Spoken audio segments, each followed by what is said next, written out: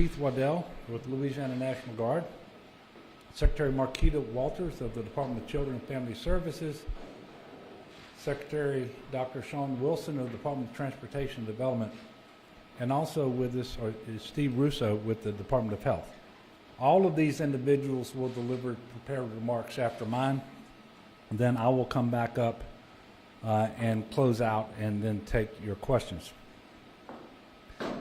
Obviously, over the past week, all of you all have heard me relay a lot of numbers regarding response progress and ways to access aid that's currently available. These are the folks who can speak directly to those efforts with their respective agencies, and that's why I've asked them to deliver updates. I've traveled now to 13 parishes that had severe impacts from Hurricane Ida.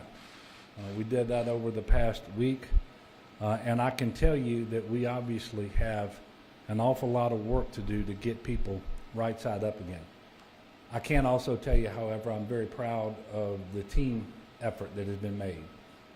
And when I say team, I'm not talking about just a team here at the state level. I'm talking about all of the parish offices of emergency preparedness, the sheriffs, the parish presidents, the EOC directors, OEP directors, and our federal partners as well.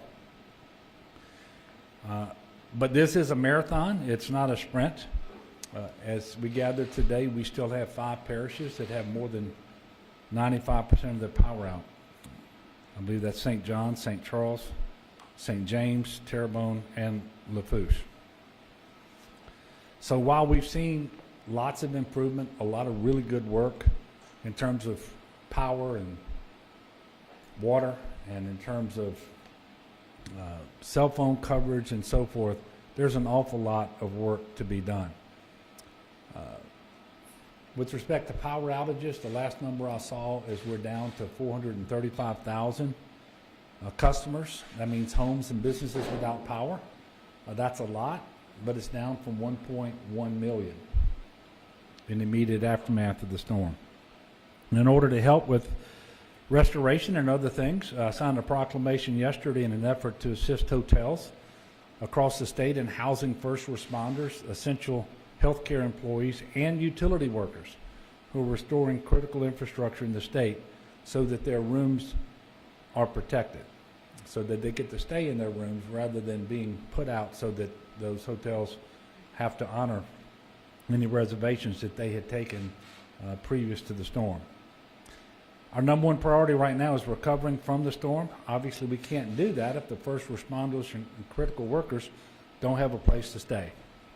And they have graciously come here, literally from all over the country. And we want to work with them to make sure that they have a place to stay that is safe and comfortable so that they can do their best work to restore power and to deliver the services and the goods that are necessary to assist all of the Louisianans in need today. And so I would further that with saying that if you are planning to come to Louisiana for reasons unrelated to hurricane response, at least, please check with your hotel before traveling to make sure that your room is not being used to house critical emergency workforce personnel. A brief weather update. The system that we've all been watching and that I have mentioned previously is not a threat to Louisiana. I think we've seen a little rain from it.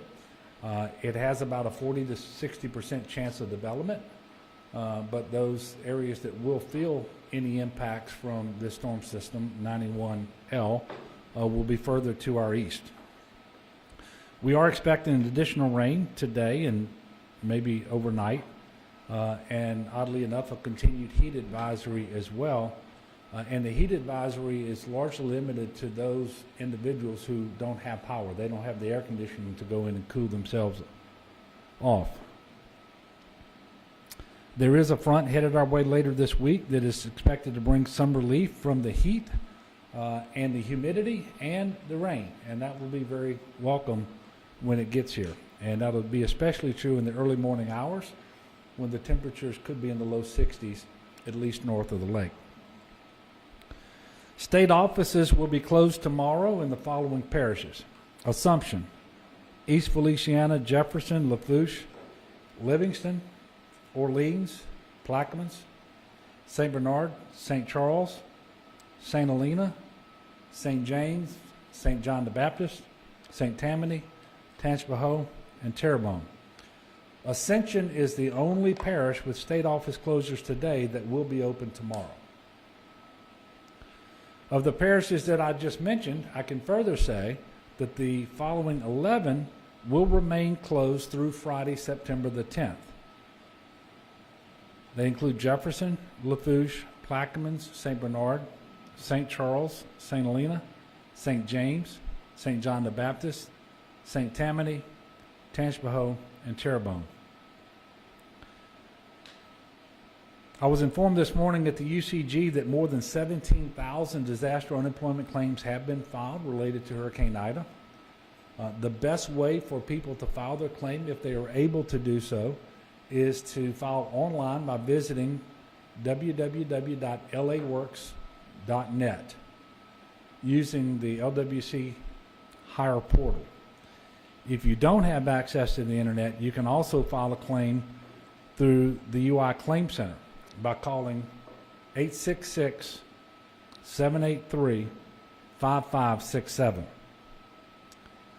Although the storm came and went this past Sunday, CPRA has continuing dewatering operations in Lafitte, Plaquemines, and St. Bernard. They're also moving additional pumps to Terrebonne Parish to help remove floodwaters in Pointe-aux-Chenes and in Chauvin. And they're sending additional pumps also to Lafitte today to speed up the process of floodwater removal. Weather permitting, the Corps of Engineers will begin their first blue roof installations tomorrow. As of now, over 40,000 homes in Louisiana have signed up for this program. Residents can sign up for the program at blueroof.us. That's online at blueroof.us. You can also call toll-free 1-888-ROOF-BLUE. There's no E on the end of blue. And that number is 1-888-766-3258. Unfortunately, I have two more storm-related deaths to report today, both coming out of St. Tammany. The coroner confirmed the death of a 68-year-old male who fell off a roof while making repairs to his home caused by Hurricane Ida, and then the death of a 71-year-old male who died of lack of oxygen during an extended power outage. This brings to 15 the total number of confirmed storm-related deaths to this event. We also learned today that FEMA has approved public assistance permanent work for categories C through G for the following 7 parishes: Jefferson, Lafourche, Orleans, St. Charles, St. James, St. John, and Terrebonne. We don't believe this will be a final list of parishes that are eligible to receive these categories of assistance, this permanent work, but the damage assessments are not complete. And we anticipate making a request for additional parishes to be added for categories C through G in the coming days. On that note, I'm going to turn it over to Tony Robinson, who is the FEMA Region 6 Administrator. He comes out of Denton, Texas, and he has been here on the ground with us in Baton Rouge since before the storm made landfall. And then he will be followed by General Keith Waddell, Secretary Marquita Walters, Dr. Sean Wilson, and Steve Russo in that order. And then I will come back up. Thank you.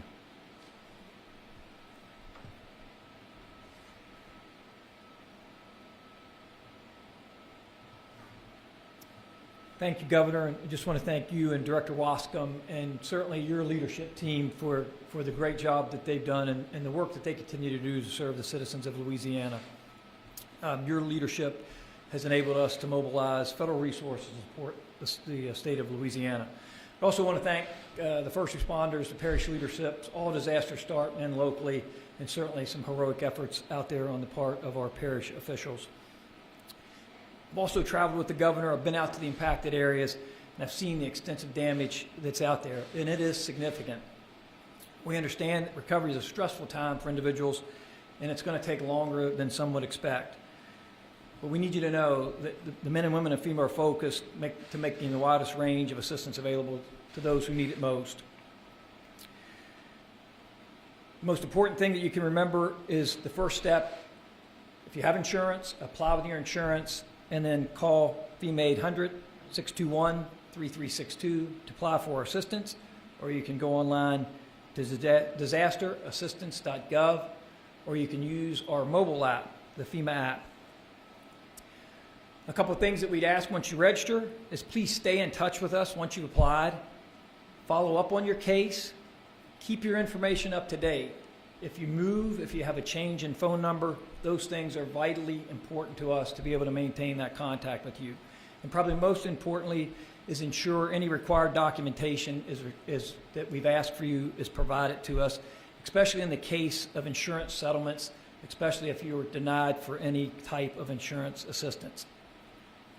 If you have insurance and you've not filed a claim with your insurance company, please do so, and then provide us with a copy of your insurance settlement, whether that's an approval or denial. In the interim, you may receive a notification from us that says there's no decision. That does not mean that you've been denied. That just means we need that additional documentation for us to be able to make the determination on the types of assistance you may be available for. Survivors that are applying and receiving assistance to date have received more than $175 million from FEMA through our individual assistance program. And we also have survivors taking advantage of our transitional sheltering assistance with more than 8,800 households checked into hotels, and that's including more than 25,000 household members sheltered in that program. We have disaster survivor assistance teams working in 14 parishes today. Those are teams that will go out in the communities, go door to door, go to where there's points of distribution. They will help you register, provide you information about the types of assistance that FEMA has available. And we'll continue to grow that program as we get people in the area. FEMA has also paid National Flood Insurance Program policyholders over $4 million in claims resulting from Hurricane Ida, and we expect those numbers to continue to grow. Our partners at the Small Business Administration have approved 222 loans for a total of more than $8.3 million. As the governor said, we're partnered with the United States Army Corps of Engineers to launch the Blue Roof program, and to date we've had over 42,000 people who have registered for that program. And we continue to provide commodities to the Louisiana National Guard, who's been a great partner in supporting those points of distribution. We also have partners with the United States Department of Health and Human Services. They've deployed over 180 medical providers and other staff from the National Disaster Medical System to support triage and treatment of patients in Louisiana. And then our Corps of Engineer partners continue to work with GOSIP and the Louisiana National Guard to assist in installing generators and doing assessment from generators. I'd like you to know that FEMA will have a long-term presence here. John Long will be the federal coordinating officer. He is a resident of Louisiana, and he will be here for the duration of this response. FEMA's been here before Ida made landfall, and we're not going anywhere. We're here to make sure we work side by side with our state and local partners to help you in your recovery efforts. This time, I'd like to turn it over to General Keith Waddell. Governor Edwards. Well, good afternoon. I'd like to start off by saying my heart goes out to everybody that's been impacted by Hurricane Ida. And I would like to thank the citizens that we've had the opportunity to interact with thus far, as well as our local, state, and federal partners who we've had an opportunity to collaborate with and coordinate with as we've achieved unity and effort in taking care or dealing with Hurricane Ida. Our current overall strength is nearing 8,900 service members, and of that 8,900 service members, I would share that nearly 5,300 of those are Louisiana National Guardsmen and women. That represents 100% of all the men and women that are in Louisiana National Guard in the state right now. And we do have, I'd remind everybody, we have 2,400 Guard men and women that are overseas right now in the Middle East and on the southwest border. Additionally, we've got 3,100 plus that have come from 14 other states to support us. Many of these states are local, are close to us, but we have had soldiers come from as far as Alaska to support our operations here in Louisiana. And on the active duty side, with our soldiers, airmen, Marines, and sailors, we're at 470 plus, and those individuals have come from Fort Polk, our own Fort Polk, Fort Hood, MacDill Air Force Base in Florida, and Gulfport, Mississippi. All these service members are working approximately 179 missions, and they're doing that in 28 different parishes. We're focused on 7 lines of effort.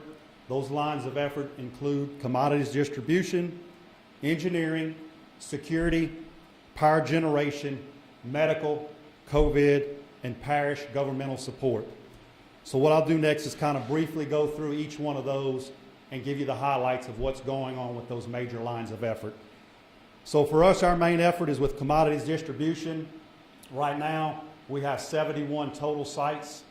67 of those are points of distribution, and 4 of those are hubs, where they actually do hub and spoke operations into smaller communities within the respective parishes. Those operations are taking place in 15 different parishes, namely in southeast Louisiana. So I would like to share with you, if I could draw your attention to the board, the statistical information as far as distribution and what's happened up to this point. If you would like to keep track of this on a day-by-day basis, you can go to GoGuardLA.gov, and that Go is G-E-A-U-X. And we update that each and every day so you can see the amount of commodities that are being distributed to the citizens and the visitors to our state. I would add that we do have bulk water assets that are out right now, about a total of 51 of those, and they have supported local parishes with tens of thousands of gallons of potable water to the citizens that are in their particular areas. Engineer operations, you can look at the infographic that's posted and you can see the amount of roads that we've assessed, or the miles of roads that we've assessed and cleared up to this point. I would tell you we've also removed over 1,910 cubic yards of debris, and those numbers will continue to grow as we shift from working on primary and secondary roads and we start working on municipal facilities. We've placed 182 super sacks, in 2 different parishes, those being St. Charles and Plaquemines Parish. And if we could go to the next slide, I would like to show you what we've done in Lafitte. So what we've done here, we had a bridge that was inoperative. We worked with DOTD. We came up with a solution, this floating bridge, what we call improved ribbon bridge, and we've actually spanned the channel there. And if you look on both ends, you can see ramp bays, what we call ramp bays, and in the middle are our interior bridge bays. And we've basically connected this system together, which will allow the citizens to go to the other side. And currently that plan is to leave that bridge in place for 2 months. So we're very proud of this particular effort, and I think our citizens are going to greatly benefit from it. With generators, we're proactively involved, working with GOSEP and the Corps of Engineers on getting generators out to the parishes that are requesting them. Right now we have 149 generators that are currently on mission. On the medical side, we have 3 teams that are currently working. We have 1 team, 31, working at the Morial Convention Center, providing patient care and telemed. We have another team at the Terrebonne General Hospital who's working in the emergency department there. And we have a smaller team in West Jeff doing patient care. With security, we have over 680 guardsmen working in 15 different parishes, assisting law enforcement with roving and static security. And we take our cues, because we're supporting civilian authority, we work with local law enforcement on whether they need us to do presence patrols, work at traffic control points, or if it's any other sort of security. Governmental support, we have liaisons that work closely with the parish leaderships So we talk to them about our portfolio and all the capabilities that we have within the Louisiana National Guard and the other services that are with us. We make recommendations, and based upon those recommendations, we may or may not execute the mission. A good example of that is the ribbon bridge that you see up on the board. That was a recommendation that our team came up with. Thankfully, between the parish, the city, and DOTD, they were okay with us executing that mission. On the COVID side, we've been doing this for quite some time. Our numbers were down in terms of testing sites and vaccination sites. Well, we've increased those numbers. Today we're at 29 testing sites, 15 vaccination sites, and we continue to work in food banks, of which we're in 7 today. In closing, I want to remind you once again, we do have 2,400 of our guardsmen that are deployed overseas. I think about them each and every night and their families, and they're doing remarkable work overseas, and you can be very proud of what those men and women are doing there. I would also like to thank all the men and women of the Louisiana National Guard, the other states' National Guards, and thanks to those adjutant generals in those particular states and the governors for allowing them to come here to help us, and our active duty teammates that are supporting Louisiana for Hurricane Ida operations. Without them, our families, our employers, and our civilian employees, we would not have been as successful as we have up to this point. I know we have a long way to go, but I'm very confident in the team that we have, the local, state, and federal partners that we're working with, and all the citizens that we interact with, that we will get on the other side of this in due time. I'll hold if you have any questions for me at the end, but I'll be followed by Secretary Walters with DCFS.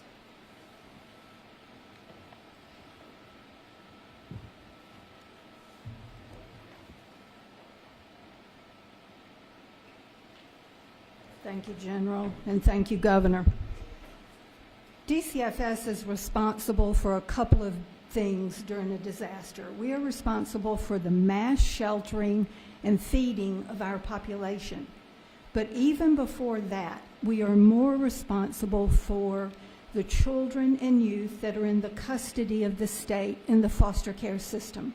So the very first thing we do when there is an approaching storm is reach out to every foster parent, every foster family in the state, and check in with them to make sure we know that they are following their evacuation plan that they have pre-filed with us when they first became foster parents.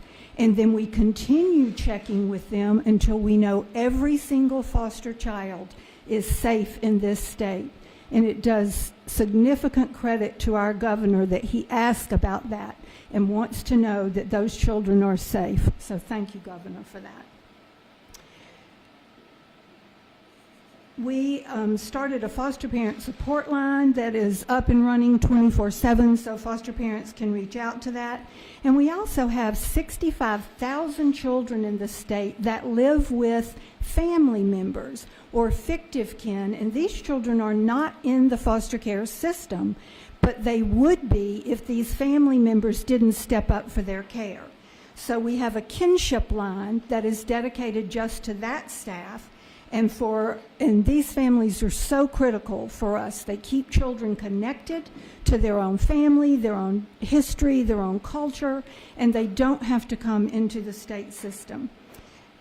The kinship line number is, you can text to Kinship LA at 898-211 or just call 211 for all the information on that line.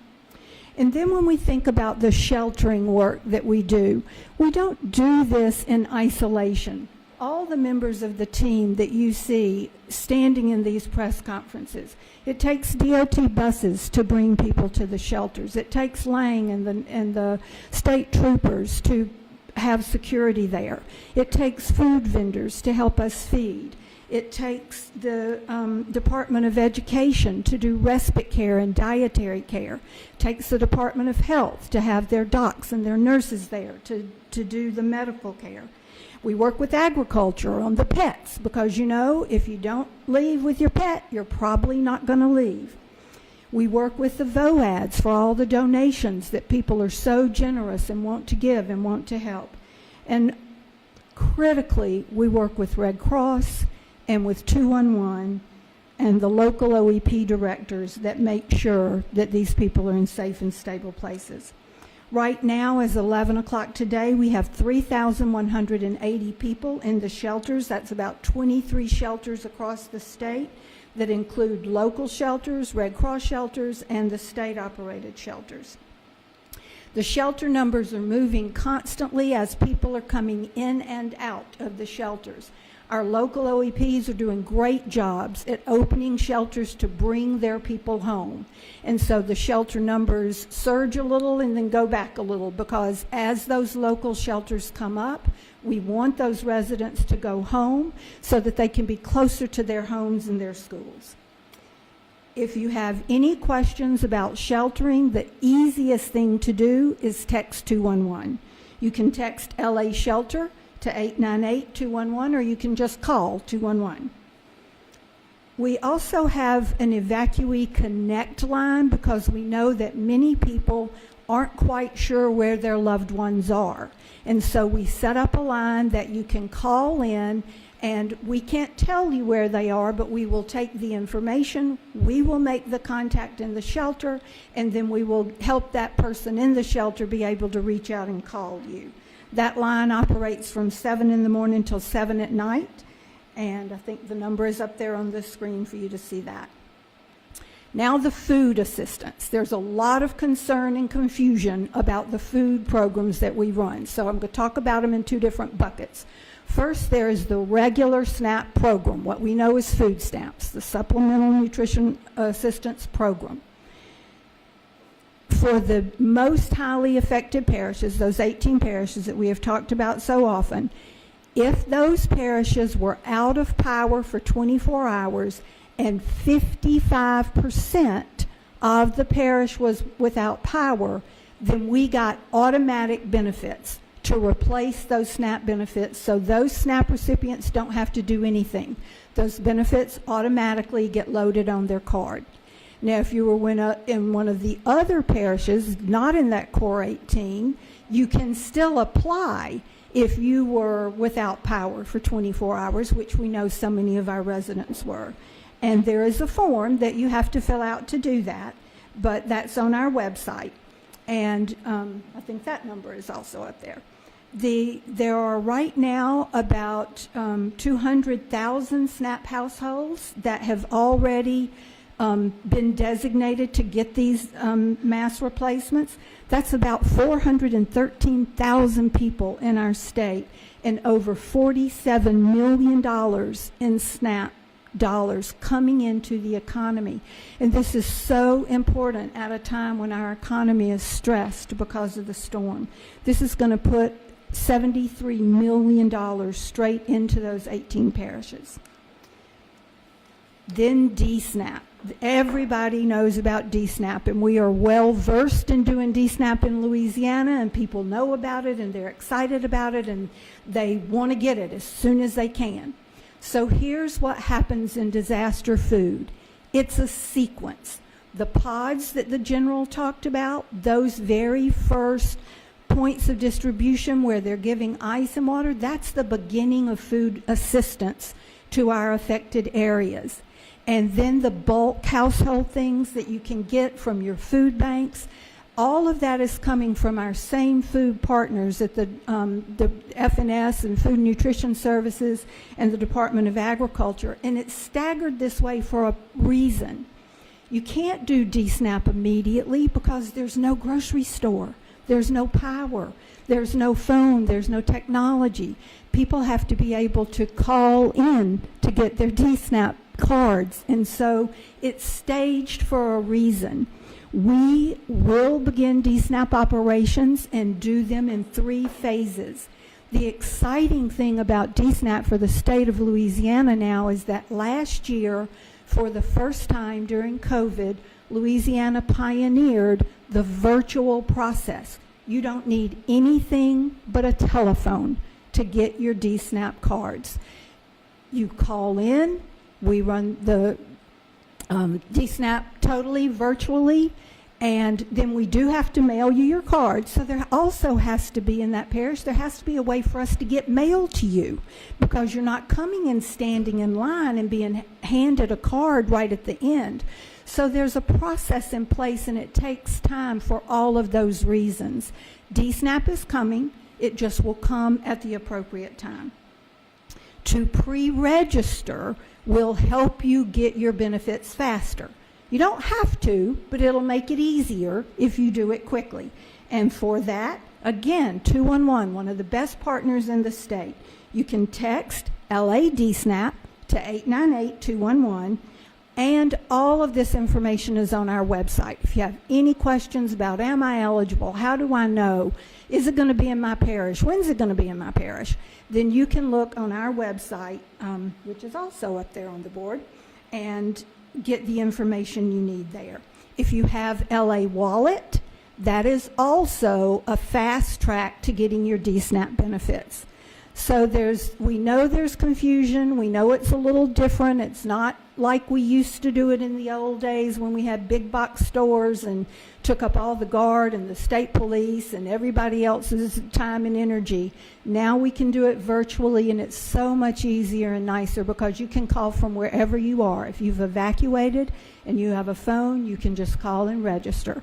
So we want everybody to do that. We want them to pre-register because we do want to get food into all of our citizens' hands. Thank you. And I will be Sean. I will be Sean. I'm going to be followed by Sean Wilson. It would be hard for me to be Sean. Thank you, Secretary Walters. And to echo what Tony said regarding the governor's leadership, we support that and agree with that, but also want to acknowledge, as Marquita laid out, all of the different cabinet officials that participate in various stages of this disaster. And it's an amazing group to work with, and we'll demonstrate that in a second.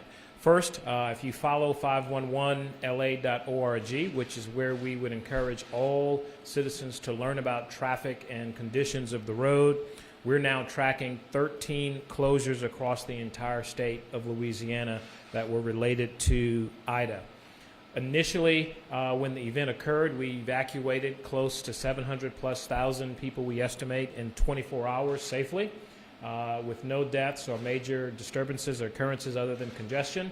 But we immediately began preparing for the aftermath. And in that aftermath, we have cleared over 4,200 miles of road, which was being pushed and shoved, basically taking immediate debris and pushing it to the side to make things passable for first responders and emergency vehicles. That is effectively the beginning of our debris operation. Thus far on our debris operation, we have cleared over 350 shoulder miles of road that has been cleared of all debris related to Ida. And that includes elevated structures that we know are not going to have other debris brought to them. All total, that gives us about 15,000 cubic yards of debris that's been removed in the last 2 days as we just started moving that process up. Up on the screen, you see some do's and don'ts about debris, because if it's anything like Laura and Delta, we will be 6 months, if not longer, in this process of removing debris. And there's some how-to things that you, as the general public, need to do in terms of sorting debris and moving it out. And I know that's difficult for folks in the middle of a disaster to think about sifting through all of those hard things to deal with, but in reality, it expedites the process. We have over 50 crews in the state of Louisiana within just the first 2 days, and that, of course, will ramp up, exceeding, based on our estimates, of what we did in Laura, and 42 bucket trucks. That's going to help thin out a number of the leaning and hanging branches and trees that you see. Going to 511la.org, you have an opportunity to hit the debris dashboard. That's essential for parishes because it will allow you to see where we're passing, what amount of debris we've collected, when is your community perhaps going to be on the radar, but most importantly, that we've done our first pass and a second pass and a third pass. As a result of that, this is going to address all of the state routes that you might see debris and other items on that system. It's updated daily at 6 a.m., and so it should be current. It went live yesterday after the first day of pickup on Saturday. Regarding bridge inspections, we have 1,339 total bridges that have been inspected to date. That's 93% of the 1,400 plus bridges in the impacted area. That's significant because you can have a great road with a bridge that's out and you will not be able to travel. And it's incumbent upon us as lead safety agency to ensure that those bridges are passable and safe, particularly for first responders and folks still helping to clean up communities and bring them back to life. Regarding our movable bridges, 38% of the 42 movable bridges that have been impacted are open to vehicle traffic and marine traffic, but 92% of them are open especially to vehicular traffic to date. So that's a very important factor. A number of our bridges get lifted up with surge and they may not seat properly, and so that requires some effort, in addition to a number of the electrical units going underwater. And then signals, a very important part of safety and reconstituting communities. 30% of the signals that are 1,418 signals in the impacted area, 30% of them are still damaged. 70% of them are functioning and have been reconstituted since the storm and or are running on generator power and waiting on additional power through Intrusion and other energy providers. Regarding our ESF1 function, that has to do with evacuation and moving people out.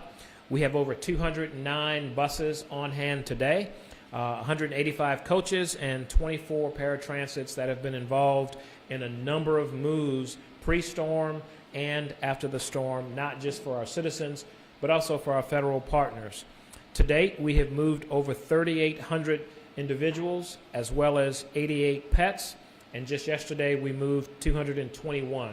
A big part of that has to do with bringing folks back to their communities when the parish governments are ready to receive them. In regards to ESF3, which is our engineering function, we've partnered with National Guard and all of our agencies, whether it's DCFS or LDH, with signs, signals, and other engineering support services to make those processes convenient, safe, and efficient.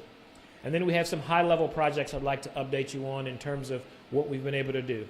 Emergency repairs on LA1 have been completed. We have completed the initial push as a result of those temporary repairs. We're excited about the temporary bridge that the National Guard worked with a number of partners to install. The department is accelerating the construction of the final permanent replacement of that bridge with all of our federal partners. We do expect to have an acro panel bridge up that will not be load posted. Within the 8-week window, we're trying to accelerate that even more. And then the department has also instituted a pedestrian ferry that will run until we see a need for it is no longer there in the Barataria area. And then on LA23, we're continuing to deal with water and are working with local law enforcement and parish leaders to provide pilot transportation for folks southbound. And then last but not least, with regards to the LA1 toll facility, tolls have still been suspended or continue to be suspended. We do not anticipate cash collections to come back up within the next month and a half to 2 months. We do expect to see electronic collections proceed in a time shorter than that. And then my last statement in regards to preparing for future events, because the governor has been very keen on making sure we're prepared. We have started a number of efforts to clean culverts, drains, and box culverts in the impacted area to ensure that there are no residual debris left in the system should we have an unfortunate circumstance of another storm event. And that's going to occur for the initial remaining portion of our response to this. And subject to your questions following the governor's remarks, we'll be here, and then I'll be followed by our executive counsel from LDH, Stephen Russo.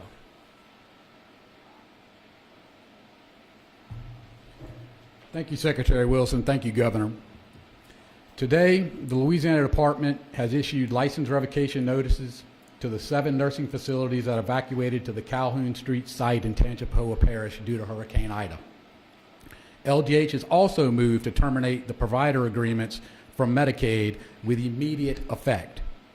It is the opinion of LDH that all 7 facilities have failed to properly execute post-landfall emergency preparedness plans to provide essential care and services to their residents. Further, when LDH was making efforts to fully discover the site conditions post-landfall, LDH surveyors and inspectors, instead of being provided necessary information, were prohibited by the facilities and their owner from conducting and completing on-site inspections and surveys. LDH employees involved in ascertaining the safety and the welfare of residents were also subject to intimidation by an individual representing himself as a nursing home owner and providing false and/or conflicting information at this time of crisis. Let's be clear. There is no emergency preparedness plan that allows for residents to be kept in such an unsafe, unsanitary, and unhealthy condition. The lack of adequate care for these residents is inhumane and goes against the rules, regulations, and applicable statutes. LDH did move to rescue the residents to ensure that they received the proper care and services that they deserved. We did this by removing them from this site and working to transition them to licensed beds in licensed and certified nursing facilities that are continued to be in operation. This investigation next steps will now continue to be done again in a very deliberate manner, where LDH, along with our Office of Public Health and our Health Standards Section, Office of the State Fire Marshal, and our other partners in government, will look at pre-landfall planning and preparedness. We will then turn and we will look at post-landfall, post-evacuation, and post-transition to see whether or not the facts in those two areas would lead to additional supplementation of the revocations. LDH made appropriate referrals after discovery of the situation to the Attorney General, to State Police, to the Office of Inspector General, the East Baton Rouge Parish Sheriff's Office, Baton Rouge City Police, and the Regional Office of Federal HHS in Dallas. This is an ongoing legal matter, so the LDH team is not going to be getting into speaking into the ins and outs of the investigation. However, we do understand that the public needs and expects transparency. However, we need to balance that with the fact that we do not want to do anything that will place in danger the process of gearing up to present our case. I want to go ahead and clarify for y'all the 7 names of the nursing homes and their location. South Lafourche Nursing and Rehab in Lafourche Parish, River Palms Nursing and Rehab, Maison Orleans Healthcare Center in Orleans Parish, Park Place Healthcare Nursing Center, West Jefferson Healthcare Center, Maison DeVille Home of Harvey, all 3 in Jefferson Parish, and finally, Maison DeVille Nursing Home in Terrebonne. I know there was some issues about whether there was 9 homes that were potentially owned by the owner, Mr. Bob Dean. To the best of our knowledge, these are the final 7 homes within Louisiana that are owned by Mr. Dean. Governor, with that, I turn it back over to you.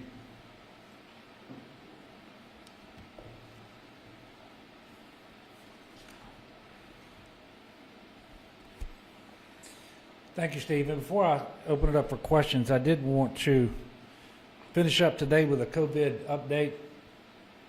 Today, Louisiana has surpassed 700,000 confirmed COVID-19 cases since the start of the pandemic.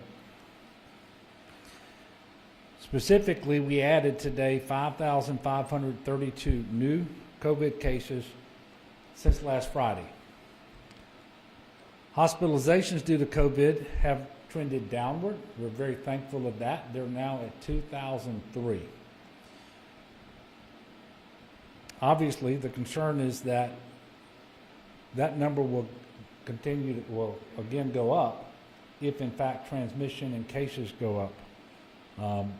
And that could happen as a result of all of the activities related to the response to Hurricane Ida, especially with various people moving in together and being in close proximity indoors for periods of time.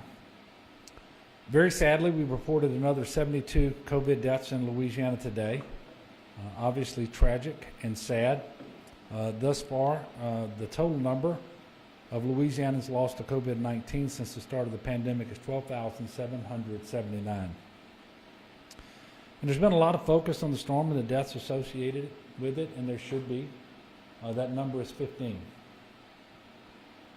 In the same time, since we've been talking about deaths since Hurricane Ida, we've had another 420 deaths related to COVID. And I say just to remind everybody, we are very much in a pandemic. We're very much in the fourth surge, and there's an awful lot that we can do to control transmission, to reduce transmission. First of all, get vaccinated. Secondly, do those things that we know work, like wear your mask when you're indoors and in close proximity to others, wash your hands, physical distancing, and so forth. So I think this is a huge reality check for all of us. We cannot just be simply focused on our response to and recovery from Hurricane Ida right now. We've got to understand that all this is happening. And in fact, everything that is happening in the state of Louisiana is happening during a pandemic. And it's made harder because we know that Hurricane Ida has disrupted testing.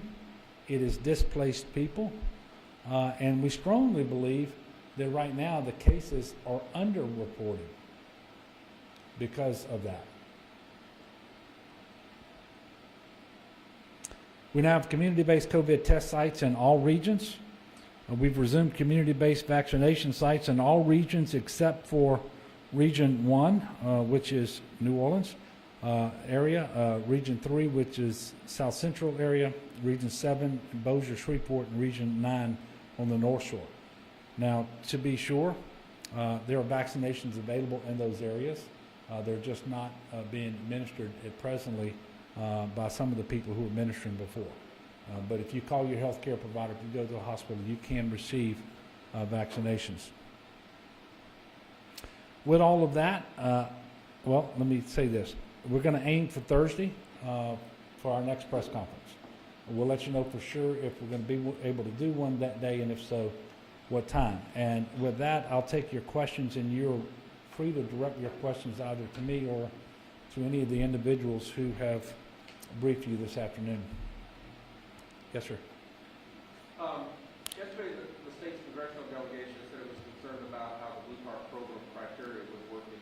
Do you share those concerns, or are you generally happy with how this is rolling out and what parishes have been authorized to have the rules? Yeah, and quite frankly, I have to tell you, I haven't seen what specific criteria they are referencing.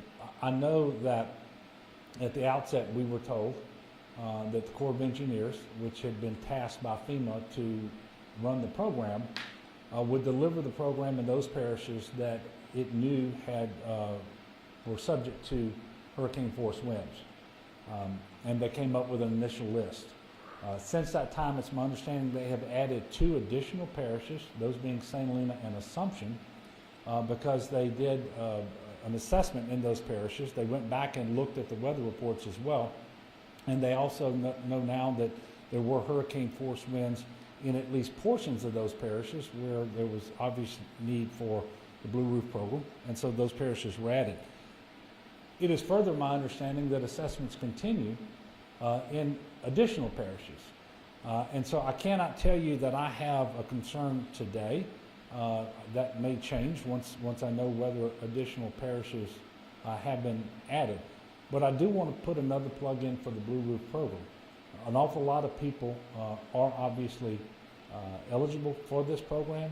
It is completely free. It'll be a professionally installed blue roof. Minor repairs to the roof can happen first, and then they'll put the blue roof on top, and then they will strap it down in ways that will allow that roof, in most cases, to survive the damage of additional storms. We saw that last year in southwest Louisiana. And so I encourage homeowners to take advantage of the program. And I also want to make sure they understand it has to render the home habitable, meaning if you've got extensive damage to your home and simply fixing the roof isn't going to allow you to live in the home, you're not going to be eligible for it. It's at no cost, so nobody should ever say, hey, you owe us money for that blue roof that was put on, or have you pay in advance or anything like that.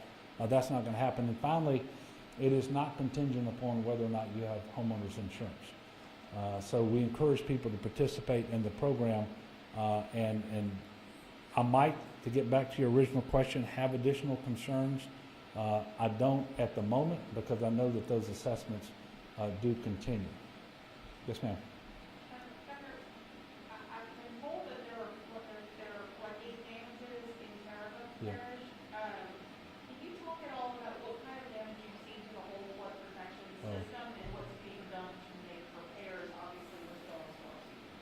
Yeah, so damage assessments started on federal and non-federal flood protection systems, whether they were levees, locks, gates, you name it.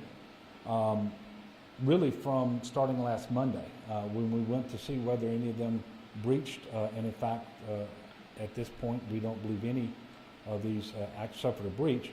There was some minor overtopping. The overtopping can sometimes cause damage that has to be repaired. But we are not seeing extensive damage to our flood protection systems. There is damage to the the Bubba Dove floodgate in Terrebonne Parish.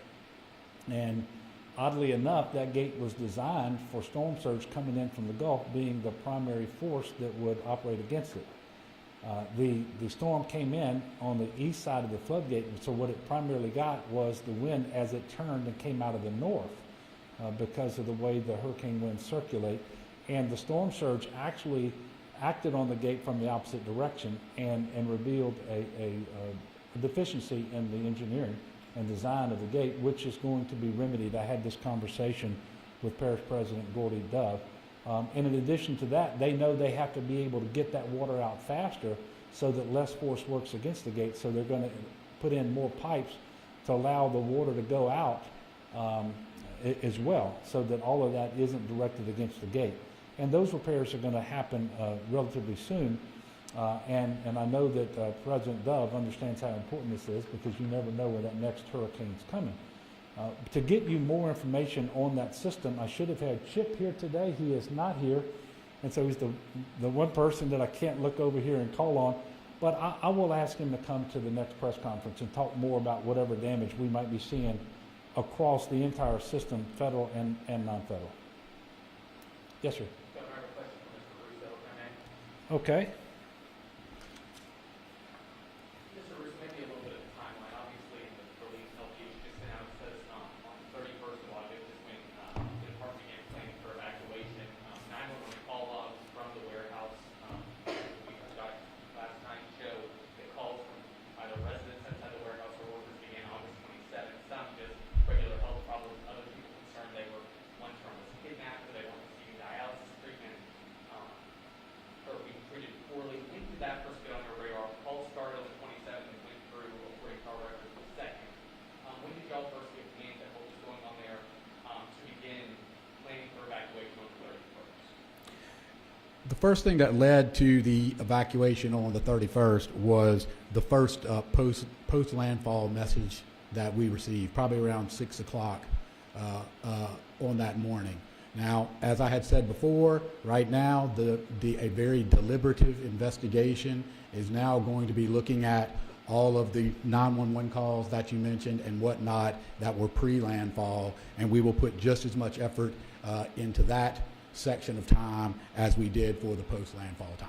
To clarify, so you just said the first message you said came at 6 o'clock, around 6 o'clock in the evening on landfall day that Sunday? The first one we had that came in, my records are showing, is Monday, August 30th. Do you have any insight into what that first call was in regards to? Yes, it was water intrusion.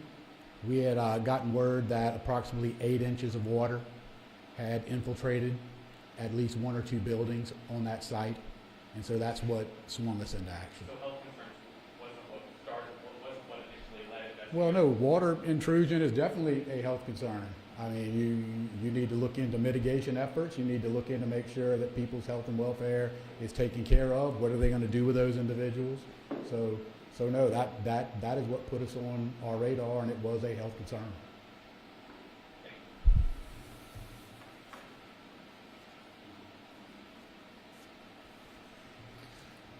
Yes, ma'am.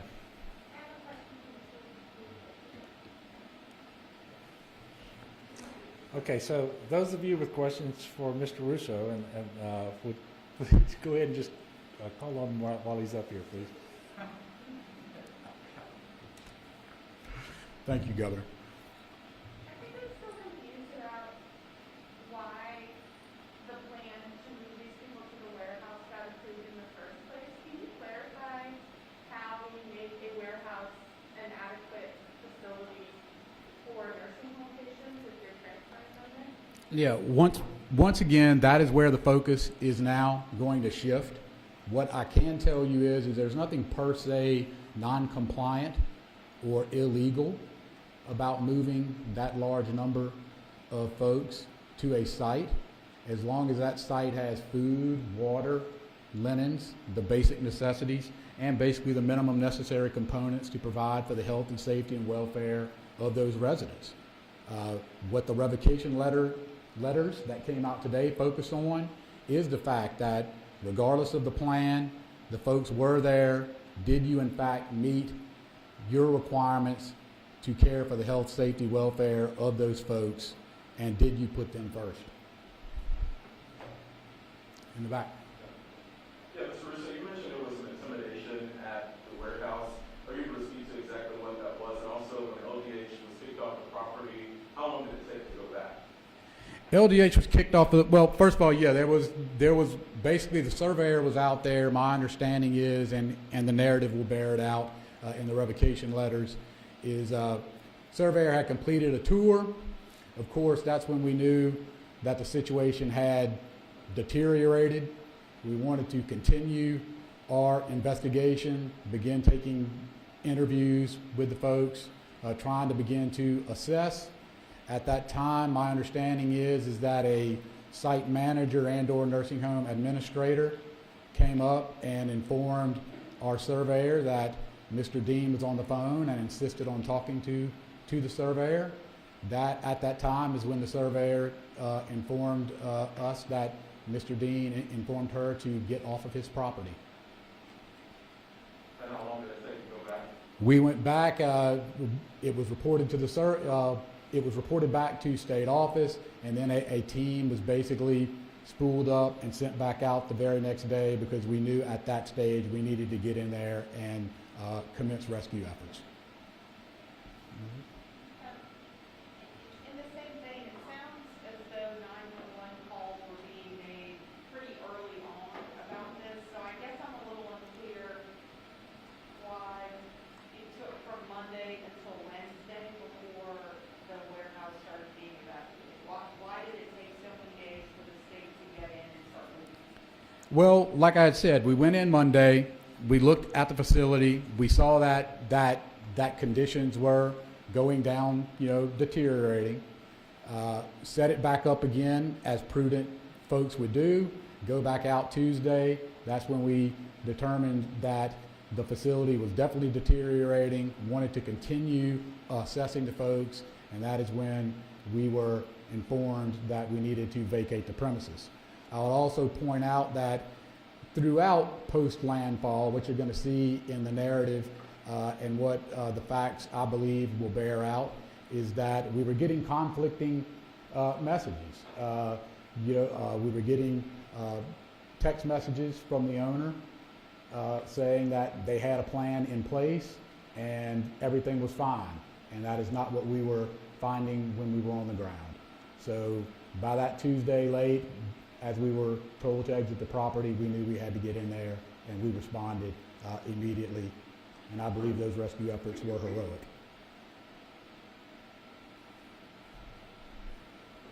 The other nursing homes that were evacuated, not the 7, were those people also in congregate settings or warehouse-like settings? I will have to check on that for you. I don't know offhand. Yes, in the back. What was your response to Mr. Dean saying that overall, basically, they did an okay job here? I think I've already stated that with the revocation letters. I believe when you look at the narrative that we have so far, you look at the text messages that were sent, you look at the surveyor reports, I don't think anyone could reasonably reach a different conclusion that the standard of care for those residents who are our most fragile residents was not met. But I'm certainly not going to litigate the case here, that's for sure.